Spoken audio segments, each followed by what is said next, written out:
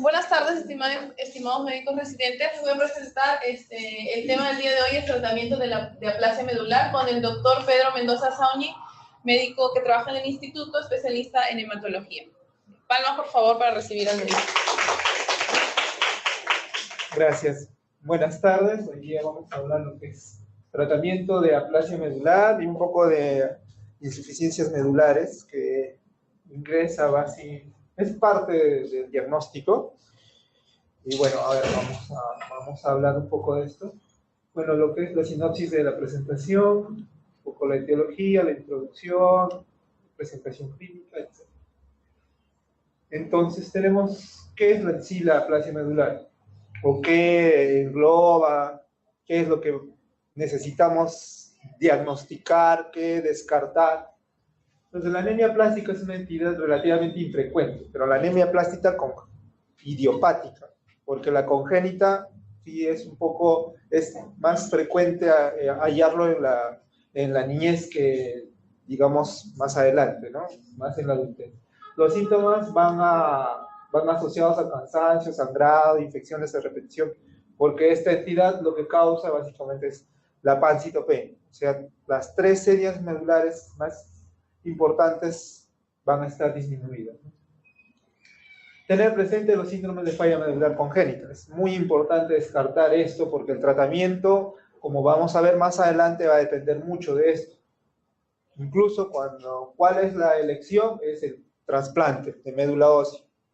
Cuando hacemos el trasplante, tenemos que ver cuál va a ser el acondicionamiento o el tratamiento previo para hacer el trasplante.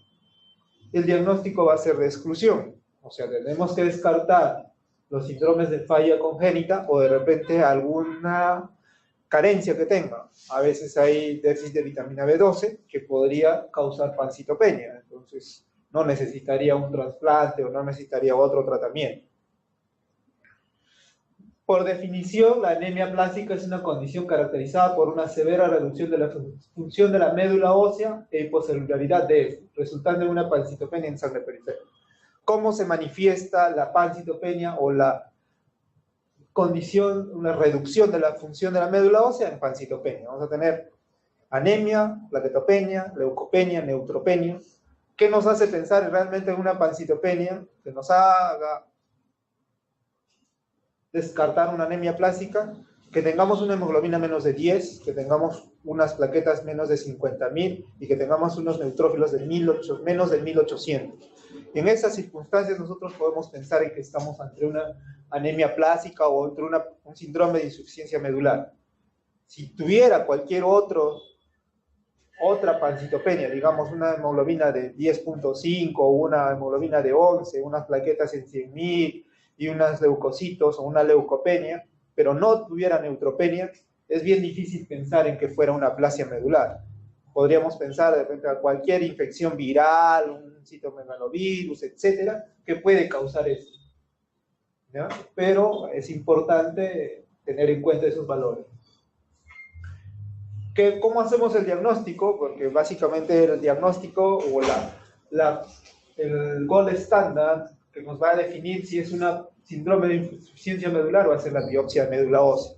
Esto nos va a decir, estamos ante una entidad, una pancitopenia, una panhipoplasia medular, como normalmente informan las biopsias de médula ósea, y esto no es una médula ósea normal. Cuando nosotros vemos la médula ósea debe estar así, de un niño debe estar así, incluso mucho más llena, o sea, totalmente llena de células. Si lo vemos como esto, es pura grasa y pequeños espacios donde hay apenas algunos precursores de serie roja o de serie mieloide, pues probablemente este sea una anemia plástica, ¿no? La celularidad está menos del 30%. Si tú agarras y empiezas a contar cuánto de células en total, en porcentaje, vas a encontrar que está menos del 20%, o menos del 30%, que nos haría el diagnóstico de una panhipoplasia medular, que lo más probable es una anemia plástica idiopática o una insuficiencia medular congénita. Entonces, al año más o menos se presentan 2 casos por cada 100.000 niños. Vamos a tener la mayoría de estos casos van a ser idiopáticos. La etiología principal no es conocida. Hay algunas características que nos pueden hacer pensar en que está asociado a alguna toxicidad, llámese benceno, medicamentos, infecciones, pero generalmente no hallamos la etiología que causa esto. Ahora, más o menos el 15 a 20% de los pacientes la enfermedad es constitucional o heredado, donde estas pueden presentarse en una o más anomalías somáticas. Esto quiere decir que vamos a encontrar insuficiencias medulares como el Fanconi. La anemia de Fanconi va a ir asociada a otras malformaciones. Lo más común es que tengan una alteración del pulgar o que tengan de repente un riñón en forma de herradura, etcétera, ¿no?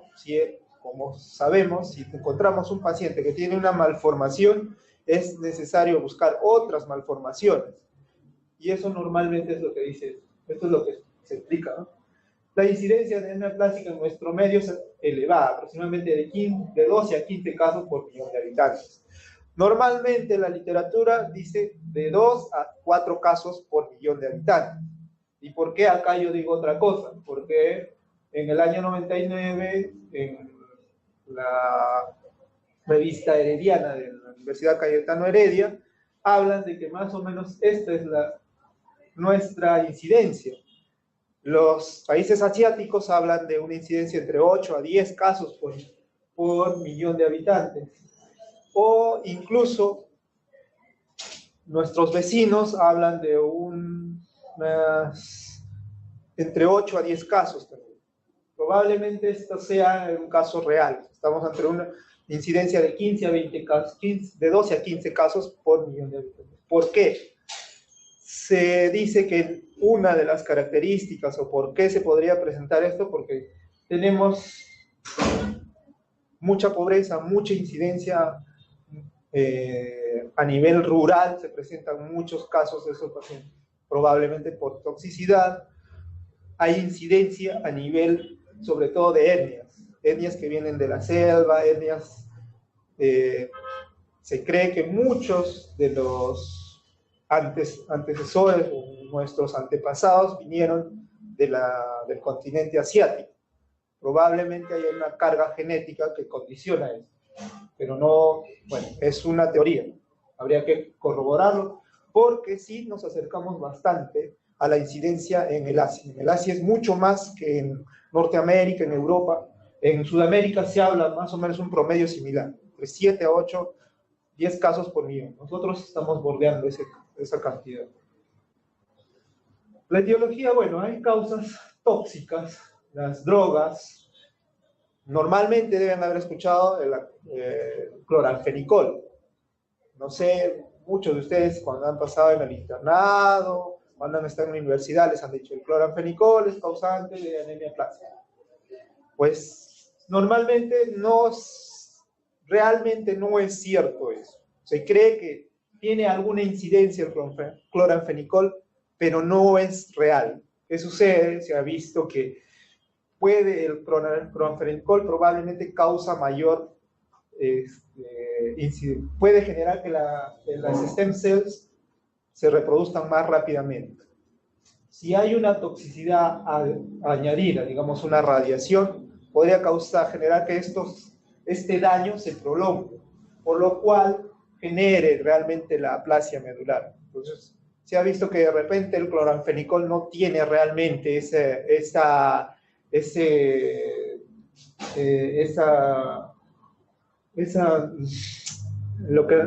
lo que se le ha achacado, ¿no? Se ha dicho que el cloranfenicol es uno de los agentes que puede causar anemia plástica. Pero bueno, otros casos es el benceno.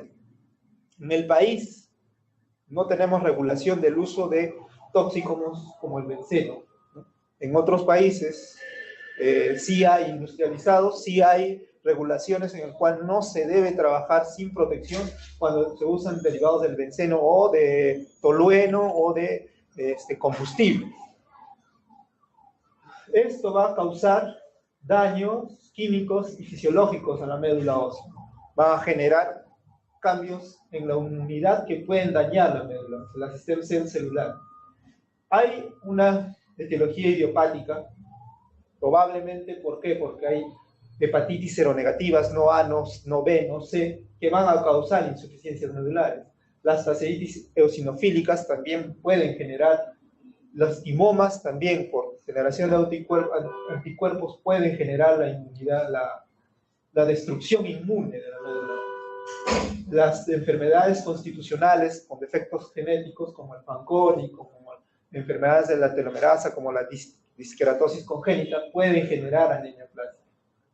De acuerdo a eso, básicamente el tratamiento de todo esto va a ser, se resume en un trasplante, pero dependiendo del tipo, podría deberse otro tratamiento alternativo, o de repente se puede dar de acuerdo al tipo de trasplante, el acondicionamiento. ¿Ya? El acondicionamiento va a diferir en muchos casos. Por ejemplo, en la anemia de Fanconi, esta entidad tiene un trastorno que es una labilidad a las quimioterapias. Entonces, si nosotros le ponemos un acondicionamiento muy intenso, ¿qué cosa es el acondicionamiento? Es la fase previa al trasplante. ¿Qué hacemos en esa fase previa? Le damos un tratamiento, que es una quimioterapia, que lo que quiere es darle espacio a esa nueva médula. Vamos a quitar la médula antigua o quitar la enfermedad antigua y vamos a darle espacio a esa nueva médula para que ahí se anide. Entonces, pero eso lo hacemos con quimioterapia. Si estos pacientes son lábiles a la quimioterapia, les damos una quimioterapia muy intensa, los podemos matar. Entonces, por eso es importante saber de qué se trata la aplasia. Ahora, hay otro tratamiento. En este caso, le damos trombopag, le damos terapia inmunosupresora y va a responder muy bien. Pero si es un paciente con anemia de Fanconi, probablemente no va a responder. Entonces, es muy importante llegar a este diagnóstico. Tener el diagnóstico de anemia de Fanconi para poder, o de una anemia constitucional, en este caso una anemia congénita, aplásica congénita, para poder dar el tratamiento adecuado.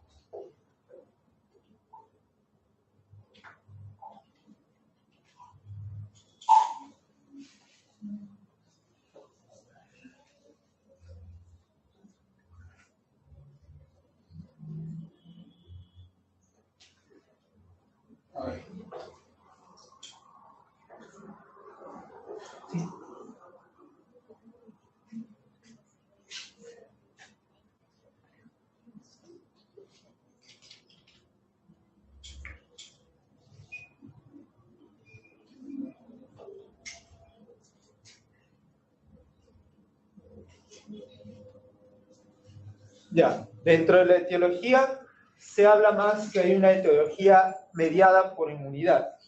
Entonces, se ha postulado que esta... A ver, vamos. Sí, recién.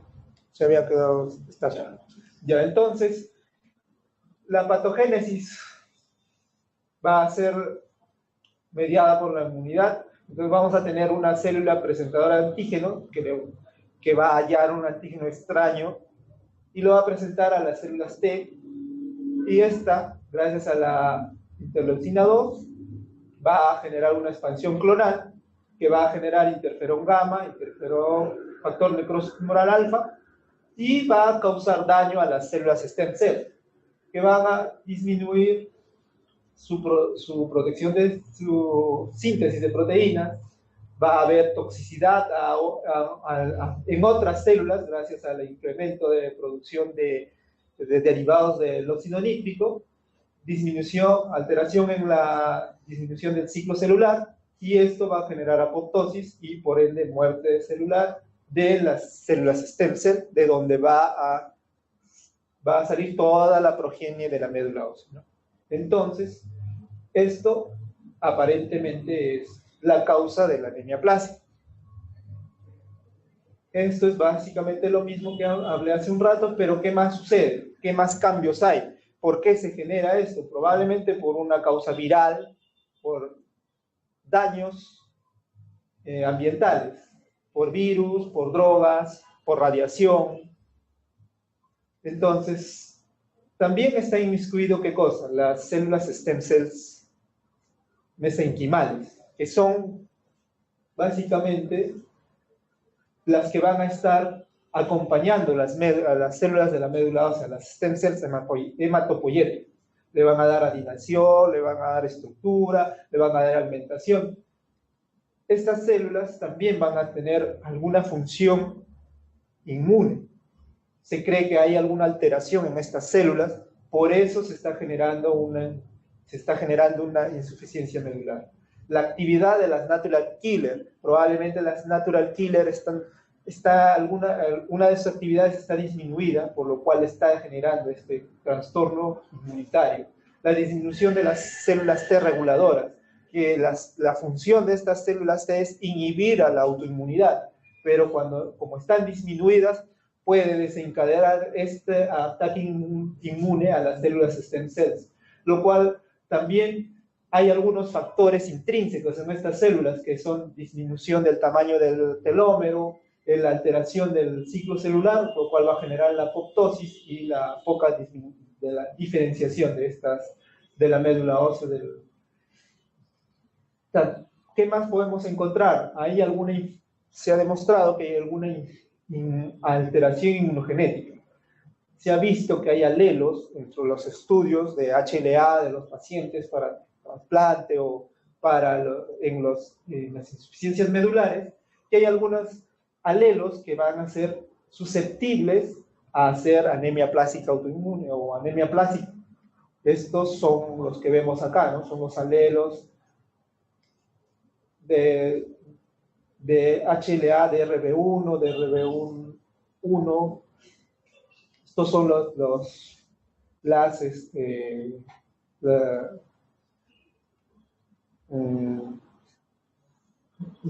cómo se puede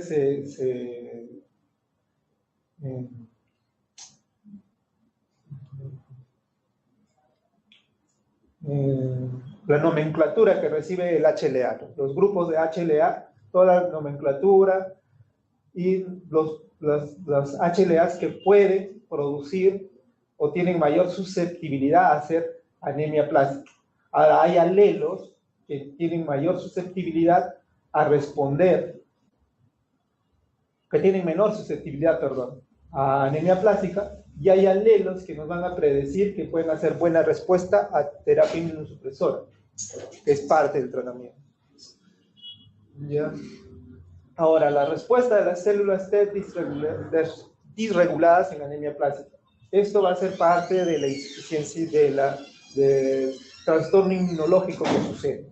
Hay alteraciones en las respuestas de las células T que van a hacer que incrementen su actividad, y como habíamos visto anteriormente, la actividad de estas células van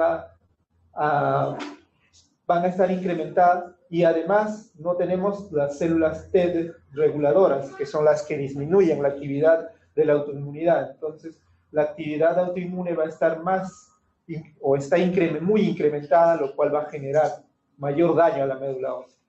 Hay autoantígenos putativos, esto quiere decir que son antígenos nuevos, no reconocidos, como el factor derivado del diazepam, que actúa dañando a la médula ósea. Hay una autoinmunidad innata que no está controlada, la cual va a dañar más la médula ósea. Las citocinas mielosupresoras, como vemos acá, el interferón gamma y el factor de necrosis tumoral alfa, van a ser citoquinas mielosupresoras, van a estar incrementadas en actividad. Las células madre de por sí pueden tener daños, como vemos acá. Pueden tener alteraciones en el telómero que van a ser fácil presa de la autoinmunidad. Y las stem cells mesenquimales, ¿no? Como les mencioné acá, las stem cells mesenquimales también juegan un rol de protección a las células stem cell hematopoyéticas. La presentación clínica, bueno, los niños que van a tener anemia, van a tener cansancio, sueño, astenia. Si tienen fiebre, pues van a estar irritables, calientes, iracundos. Si hay sangrados, vamos a ver equimosis, petequias, o sangrados intracerebrales, que son muy peligrosos, ¿no? Bueno, es importante cuando hacemos el estudio clínico al paciente, fijarnos sobre todo en las anomalías congénitas, o buscar anomalías congénitas en los niños que tienen insuficiencias medulares. ¿Por qué? Como están asociados mucho como el diagnóstico de anemia plástica es por descarte, es importante buscar características de otros síndromes que podemos encontrar en el Fanconi. Las principales la principal presentación o las mayores presentaciones del Fanconi van a ser en la cabeza, en la cara. Más o menos el 60% de los pacientes con anemia Fanconi van a presentar alguna alteración en la cabeza. En este caso puede ser base nasal ancha, epicanthus, micrognatia, microcefalia, etc. Alteraciones en la cabeza. Entonces, cuando nosotros evaluamos a un paciente con anemia plástica, es importante buscar alguna malformación o una morfología importante. Por eso a veces muchos dicen, tiene una facies Fanconi. ¿Por qué? Porque le ves la carita nomás, ya estás viendo la característica y puedes decir, no, este es un Fanconi, hay que hacerle su estudio para descartar que tenga un Fanconi. Entonces ese es ya parte del descarte, es otro tratamiento en sí. Ahora, en la piel también es importante buscar las manchas café con leche, hiperpigmentación, áreas hipopigmentadas. En el crecimiento, bueno, en el país vamos a encontrar la gran mayoría con esta talla corta, ¿no? Baja estatura. Entonces, como que eso es algo discutible. En las manos, en los pulgares, en el radio hay que buscar hipoplasia tenar, ausencia de hipoplasia del pulgar, clinodactilia. Es importante, el radio generalmente en las Fanconi puede tener alguna alteración, pero hay una entidad que es la trombocitopenia con ausencia de radio que puede simularnos una de estas, ¿no? Puede tener también hipoplasia del tenar. Entonces es importante buscar en una radiografía si hay aplasia de radio o ausencia de radio. Entonces podemos estar ante esta situación. En los ojos, bueno, la microftalmia, el estrabismo, el epicanthus, cataratas, el astigmatismo es importante porque nos hace pensar en que pueda tener alguna alteración. Igual, en el tracto urinario, el riñón, generalmente riñones ectópicos, en herradura, hipoplásicos ausentes. Es importante descartar todas esas complicaciones. ¿Por qué? Porque los Fanconi, cuando van a recibir la quimioterapia, cuando van a recibir tratamiento con inmunosupresores, pueden hacer falla renal. Entonces, ya de por sí pueden tener una alteración, un riñón hipoplásico o de repente un riñón en herradura. El esqueleto, espina bífida, escoliosis, anomalías en costillas y vértebras. En los genitales, en los varones hay hipogenitalismo, hipospadias, testes no descendidos, etc. El corazón, ductus arterioso, defectos del septo interventricular. En el tracto digestivo se encontrará atresia esofágica, duodenal, anal, fístulas. En los oídos, sordera o hipoacusia, atresia, displasia, a veces displasia del pabellón, el pabellón auricular no está bien formado. En el sistema nervioso central, generalmente los Fanconi es muy poco probable encontrar alguna alteración, pero sí se encuentran alteraciones. Y esto es lo que hablamos, ¿no? La micrognatia, las manchas café con leche, la talla corta, el hipospadias, la hipoplasia tenar, el epicanthus. Es lo que buscamos, es la forma como hallar descarte de otras patologías para quedarnos solo con la anemia plástica constitucional. Y el plan de trabajo, el diagnóstico, ¿cómo lo hacemos? Bueno, vamos a encontrar, como les dije, un paciente que tiene pancitopenia, anemia, leucopenia o neutropenia, plaquetopenia, y en estos vamos a buscar una lámina periférica, un conteo de reticulocitos, una función hepática, buscar virus, test de virus para descartar hepatitis, sobre todo si hay alguna, sobre todo buscando ya si hay enfermedad o no, una médula ósea con la morfología, la biopsia es importante, el inmunofenotipo, la coloración de PERS para ver si hay depósitos de hierro, la biopsia, como mencioné, la citometría para buscar clonas de HPN. HPN es una enfermedad, significa hemoglobinuria paroxística nocturna, que también causa aplasia o puede tener una fase de aplasia medular. Y normalmente vamos a encontrarlo con una citometría de flujo. El diagnóstico básicamente se hace con citometría de flujo. Pero esta entidad, la anemia plástica, va a tener una forma de presentación que puede estar enlazada con un HPN, con una mielodisplasia, una enfermedad congénita, que incluso puede haber pequeñas clonas en las anemias aplásicas de HPN, pero son solo pequeñas. Si hablamos de que esta clona es muy grande, más del 30% probablemente, estamos hablando realmente de una enfermedad que en realidad necesita un tratamiento que es diferente. Dependiendo de la forma de presentación, puede recibir trasplante o puede recibir eculizumab, que va a depender mucho de cómo se presenta. Anticuerpos, sobre todo para ver si no tiene lupus, etc. La vitamina B12, nivel de folatos. Hay niños, incluso pequeños, de 2 a 3 meses, que vienen con déficit de B12 o déficit de folatos. Se les hizo el estudio y no tenían realmente ni aplasia ni leucemia, porque acá vienen para descartar aplasia, leucemia o linfoma. Otras patologías, bueno, se van al Instituto de Bremen.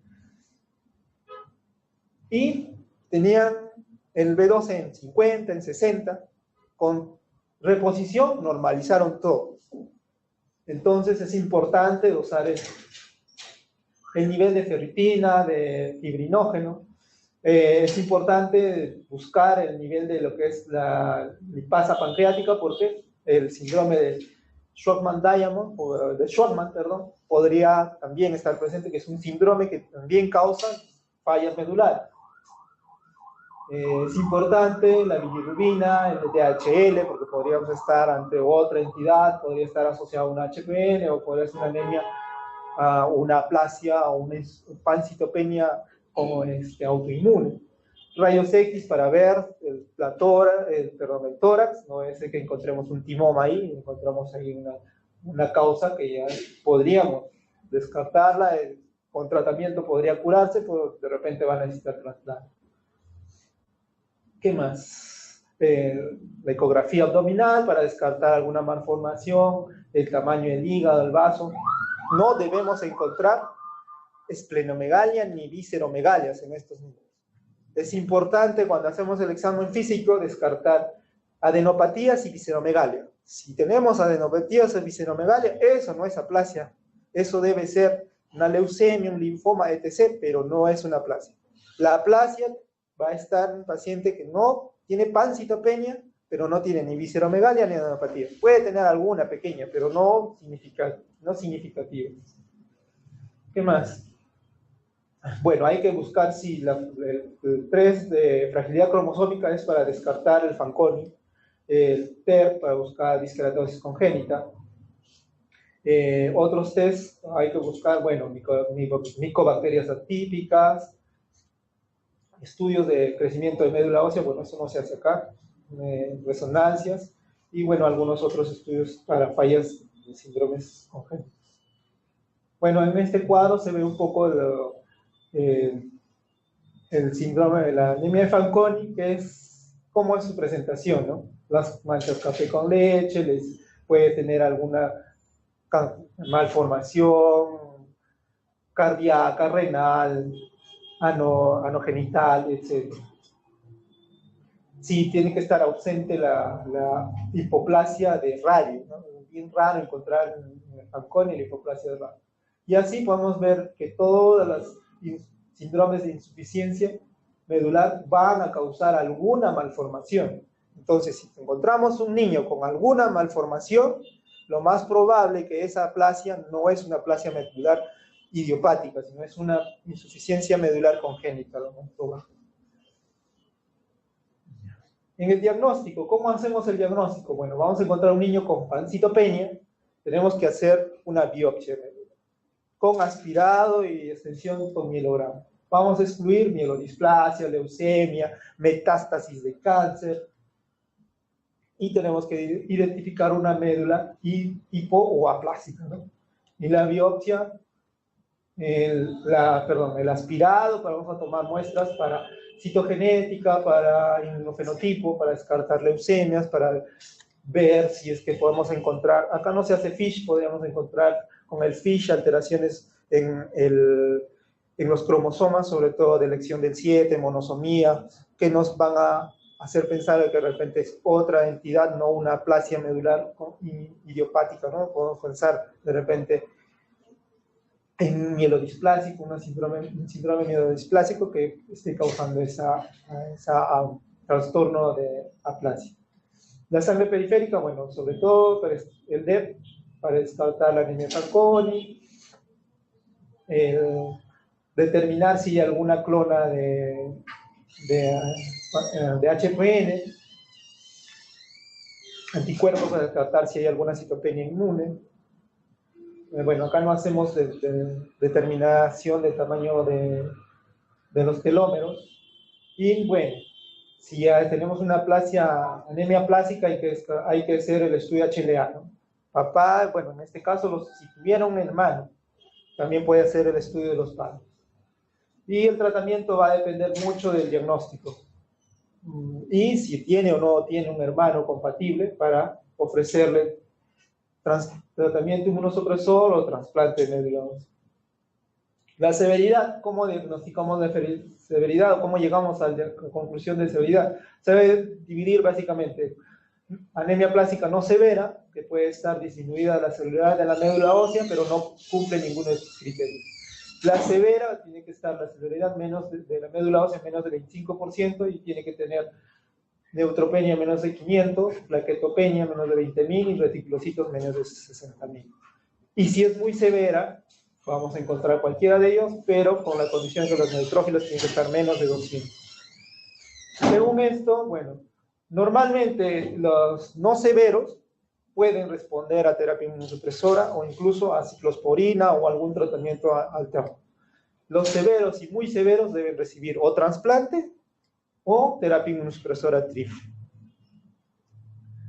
El tratamiento, bueno, acá vemos algunos de nuestros niños que van a recibir tratamientos de soporte, transfusión de plaquetas, sangre, plaquetas, bueno, sus cuartitos que están recibiendo su tratamiento. El tratamiento de soporte, ¿qué le damos en tratamiento de soporte? Soporte transfusional, plaquetas, sangre. Idealmente, acá en el instituto hacemos irradiados todos los productos, ¿para qué? Para disminuir que se le pueda inmunizar, ¿no? Con los anticuerpos contra el padre, contra la madre. Es importante no transfundir sangre de la madre o del padre porque podrían ser donantes de sus hijos. Y si crean anticuerpos contra ellos, pues ya no tenemos un posible donante. Factores de crecimiento generalmente no se debe usar, salvo excepciones en las que podrían tener alguna condición, como puede ser un shock séptico, ¿no? Una prevención de la infección, bueno, la prevención de la infección podemos dar profilaxis, en este caso con algunos antibióticos, si tuvieran células neutropenias muy severas, menos de 200, o linfocitos menos de 200, de repente podemos arrancar aciclovir, podemos usar profilaxis antifúngica. Tratamiento de la infección, bueno, va a depender mucho de la neutropenia. Si hacen neutropenia febril, lastimosamente no hay guías de tratamientos de neutropenia febril en niños, y menos en aplasia. O sea, las guías de tratamiento de neutropenia febril generalmente son adaptadas de las guías de adultos. Y para aplásicos, menos. No hay una guía que te diga, así debes hacerlo. Generalmente son las pautas que seguimos de las guías que se han adaptado de los adultos para los niños. La terapia de quelación de hierro es importante para disminuir la carga de hierro, porque estos niños reciben transfusiones, sangre, y por lo tanto reciben altas cargas de hierro. Entonces tenemos que quelar el hierro si es que tuvieran más de 1000 de ferritina. Y las vacunas generalmente después de las trasplantes. El tratamiento de elección, si tienen menor de 20 años, obviamente es el trasplante. Si no tuviera un donante, hablamos de un donante sibling cuando es hermano compatible.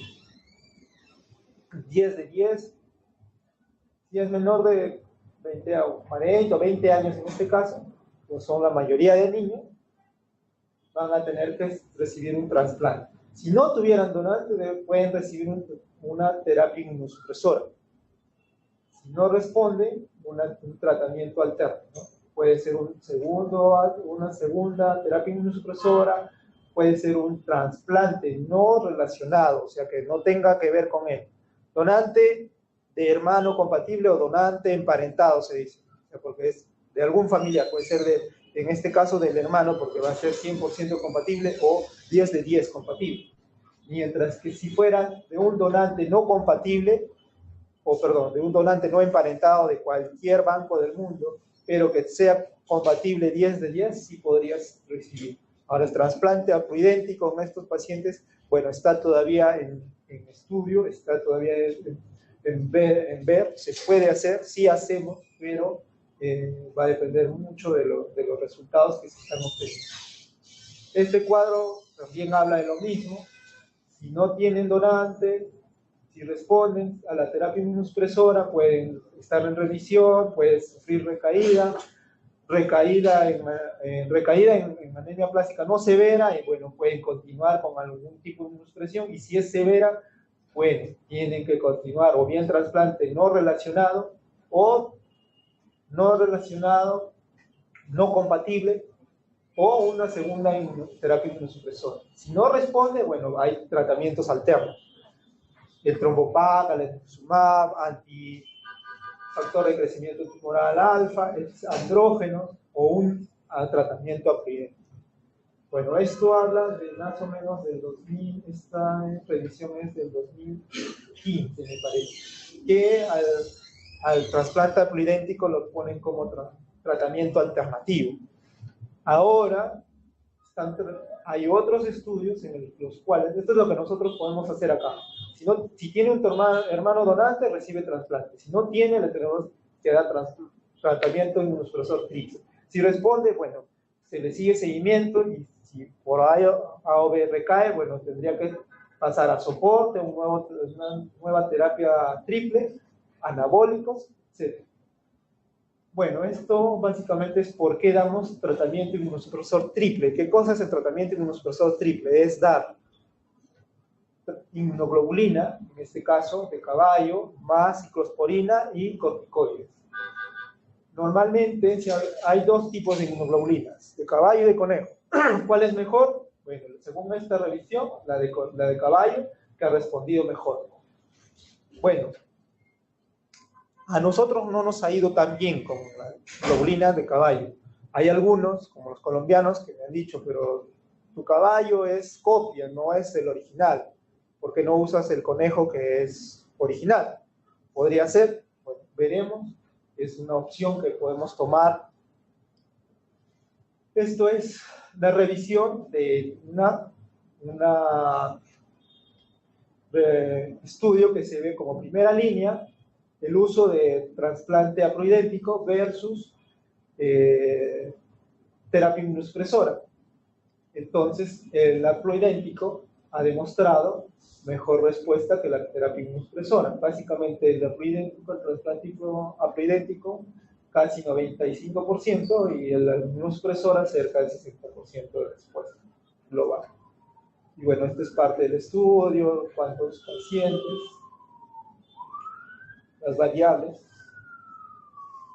El otro tratamiento que reciben los pacientes es el trombopac, que es ahora un estudio, justo este estudio del año pasado, nos ha demostrado que añadiendo a la terapia inmunosupresora triple el trombopac, podría haber respuestas de hasta el 95%, muy similar al trasplante.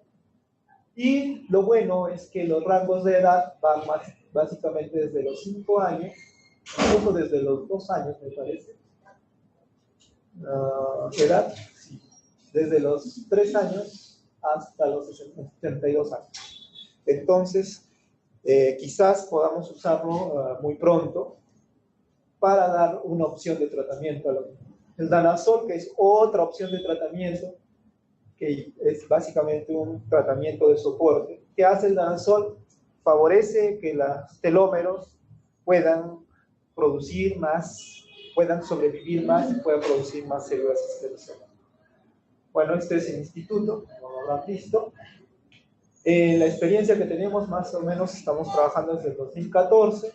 Las edades de los niños fluctúan entre 2 a 17 años. Hemos hecho biopsias básicamente a todos los niños que son compatibles con anemia plástica y los diagnósticos se han realizado según nuestra guía institucional.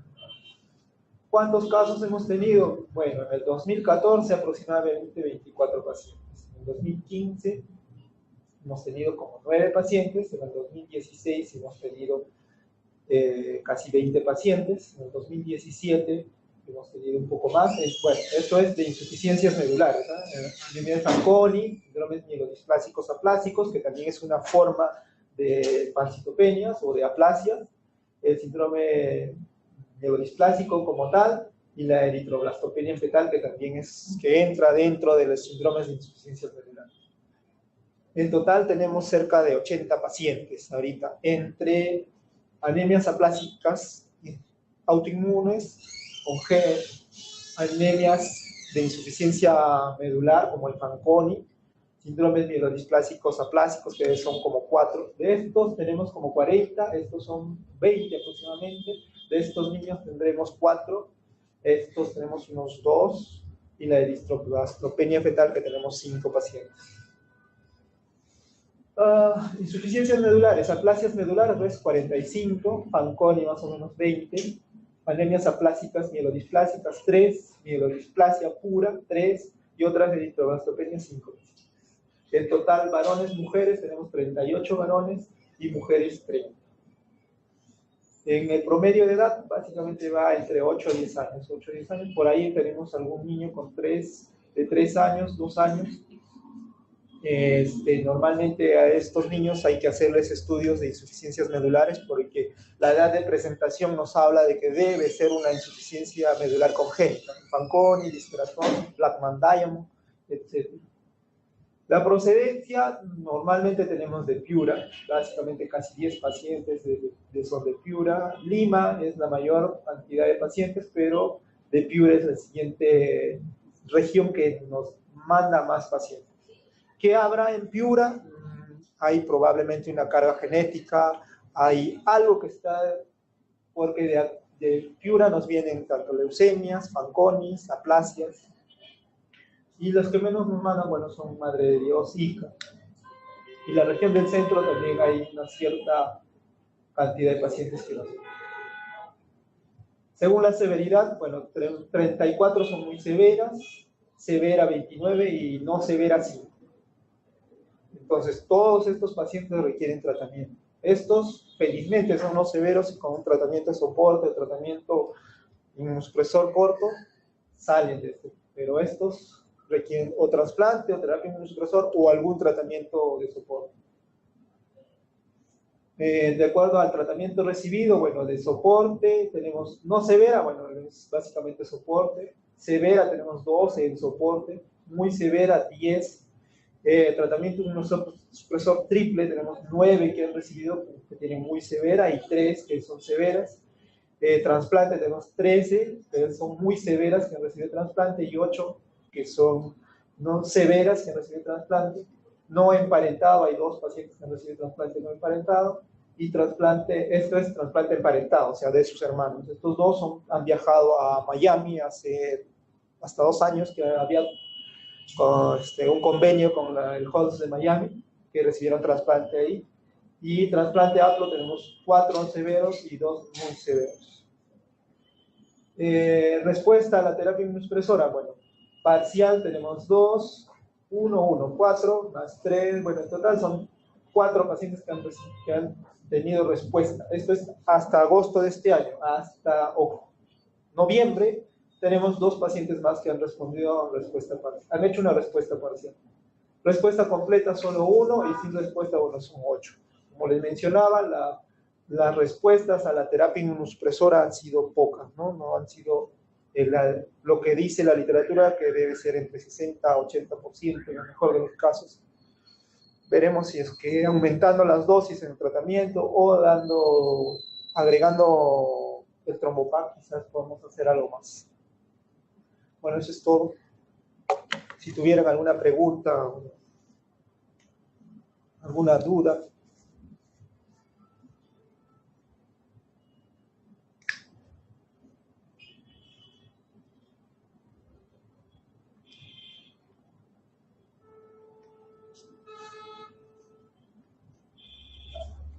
Bueno, ya que no hay preguntas ni hay dudas, acabamos. Gracias.